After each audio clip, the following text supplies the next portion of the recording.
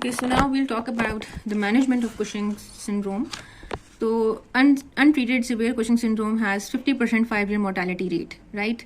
तो सर्जिकली भी हम इसको ट्रीट कर सकते हैं. अगर कोई ट्यूमर ऑब्वियसली होगा तो हम उसको सर्जिकली रिमूव करेंगे ना, और अगर हमारे पास ट्यूमर नहीं है, इट्स समथिंग जो हम मेडिकली करेक्ट कर सकते हैं, then we'll go for medical options. और ऐसा भी होता है कि सर्जरी करने से पहले हमें मेडिकली थोड़ा पेशेंट को ऑप्टिमल स्टेट में लाना होता है, and then is only when we can make the patient undergo surgery. So there are drugs available such as mirtazapine and ketoconazole which inhibit the glucocorticoid biosynthesis. और इन drugs की जो dose होती है वो हम करते हैं decide by best titrating it against the serum cortisol levels or 24-hour urine free cortisol. So in Cushing's disease we have transsphenoidal surgery, right? Cushing disease क्या था हमारे पास? When there is adenoma of the pituitary, so we go for transsphenoidal surgery, right? तो 70% patients जो हैं वो बिल्कुल ठीक हो जाते हैं. 20% में हमारे पास रिकरेंस का रिस्क होता है, तो हम फॉलोअप पे रखेंगे पेशेंट को. Then we have Cushing's disease में हम क्या कर सकते हैं? एड्रीनलेक्टमी कर सकते हैं बायलैटरल. अगर हमारे पास एड्रीनल ग्लैंड्स ही नहीं बचेंगे पेशेंट के, तो जो ACTH ढेर सारी अमाउंट में पिट्यूटरी से प्रोड्यूस हो रहा है वो आके कहाँ एक्ट करेगा? ग्लूकोकॉर्टिकॉइड्स रिलीज ही नहीं होंगे बॉडी में, कुशिंग सिंड्रोम के फीचर्स ही नहीं आएंगे. तो the second option is this.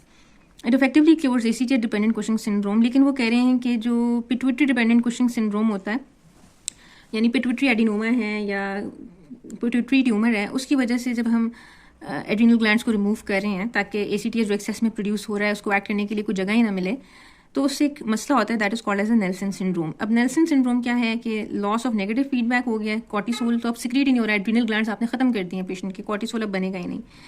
तो it results in the growth of the tumour often leading to an invasive pituitary macroadenoma. Negative feedback जो है पिट्यूटरी को नहीं जाएगा and the tumour will continue to grow. तो वो मैक्रोएडिनोमा में convert हो सकता है और उसके लोकल फिर मैस इफेक्ट्स होंगे और बहुत ज़्यादा हाई ACTH लेवल्स होंगे. एंड वी टॉक्ड अबाउट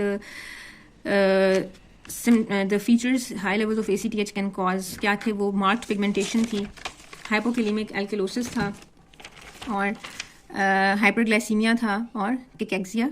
ठीक है, तो ये सारे मसले होते हैं. नेल्सन सिंड्रोम, ये आपने बहुत इंपॉर्टेंट है ये चीज़, फीचर एसोसिएटेड है. So the risk of Nelson is reported as being reduced by pituitary irradiation in some series but not all. फिर the other option is somatostatin analogue which is pasireotide is also licensed for the treatment of Cushing's disease and works by suppressing the ACTH secretion. Somatostatin administer करेंगे तो हमारे पास ACTH की secretion कम हो जाएगी और इससे tumour shrink होगा, but cortisol levels are likely to return to pre treatment levels following the cessation of the therapy. ठीक हो गया. तो पेसीरियोटाइड क्या है? सोमैटोस्टैटिन एनालॉग है, has to be administered by twice daily. Subcut injection is expensive, so it's an alternative to drugs that inhibit the glucocorticoid biosynthesis in patients who are not suitable for a surgical approach. So these are the three options that we have. और second option का Nelson syndrome एक drawback है. इसका ये drawback है कि भाई ये इंजेक्शंस आर एक्सपेंसिव, फिर सबकट एडमिनिस्टर होने हैं. ठीक है, बट द थिंग इज कि ये उन पेशेंट्स के लिए सूटेबल रहती है जिनको सर्जिकली हम नहीं ट्रीट कर सकते. Now the other thing is adrenal tumours. ठीक है, तो हमने अभी तक, अगर हम इस टेबल के मुताबिक देखें तो हमने ACTH डिपेंडेंट की ट्रीटमेंट स्टडी कर ली. अब हम नॉन ACTH डिपेंडेंट ट्यूमर्स की ट्रीटमेंट के बारे में बात कर रहे हैं जो कि एड्रीनल ट्यूमर्स हैं. सो ऑब्वियसली इसमें लेप्रोस्कोपिक एड्रीनल सर्जरी आ जाएगी, TOC, and surgery that offers only prospects of cure for the only prospect of cure for adrenocortical carcinomas, but in general prognosis is poor with high rates of recurrence.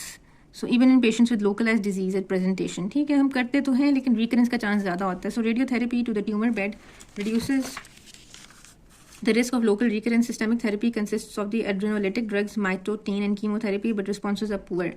ठीक है, या surgical treatment है या फिर एड्रीनोलिटिक drugs माइटोटेन. तो ये दो options हो गए हमारे पास.